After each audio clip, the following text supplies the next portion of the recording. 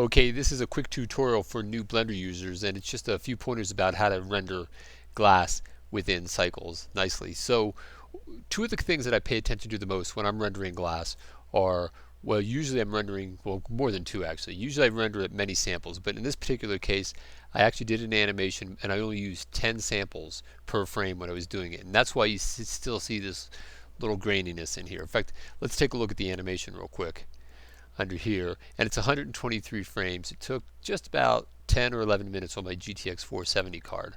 All right, and so it looks pretty good. But one of the things that makes glass come to life, and this is actually just a very simple setup, is in here a lot of facets. So I'm using an icosphere and not a sphere for the first thing, and in many other cases I'd even do it differently than this, so the facets would even show up more. And this cylinder that's going through here, instead of using the default cylinder that has 32 faces around all the way around, I'm using eight faces all the way around. And then in here I have this object on the inside as well to bring this extra light, and all these little things really help bring glass to light. So it's because it's a lot of lighting, but facets really help. And then maybe you've seen my other videos. If you look at my playlist, I have one on cycles and texturing, and in that playlist I cover how I put textures on surfaces and use the textures to reflect textures and lighting, basically textured lighting, into the inside of other objects, and that really helps as well. So let's take a look at some of the other things. So I have the render set at 10. The other thing, in case you haven't seen the other tutorial, is making sure you're using GPU compute. Alright, if you don't see this option for the device, it's because you need to go into the user preferences in here and make sure your compute device is set to CUDA instead of none. And when you set it to CUDA for at least for NVIDIA cards, you'll have an option for your card if your card supports CUDA rendering. And then once you've done that, then your option will be here, because let's do a quick rendering on this all by itself. Let's see, I'll just use this window view like this, and let me see. So I'm using 30 right now. I'm still set at 30 samples on here. Well, let's give it a little bit more. Let's go to 50 samples. 50 samples. I'll move it out. Whoops. Let me just move it right to there. Let's see how long it actually takes.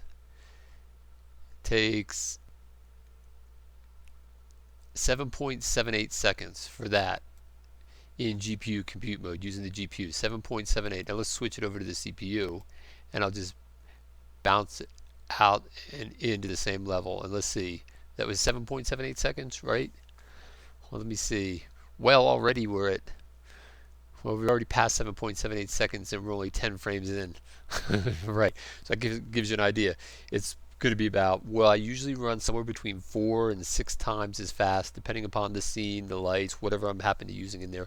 But in any case, it's completely significant, because if I had done that animation with the CPU compute only, it would have taken me easily an hour to do this thing, right? So let me see, we're 35, 7, we're already, holy cow, 7.78. We're going to calculate it exactly here in a second.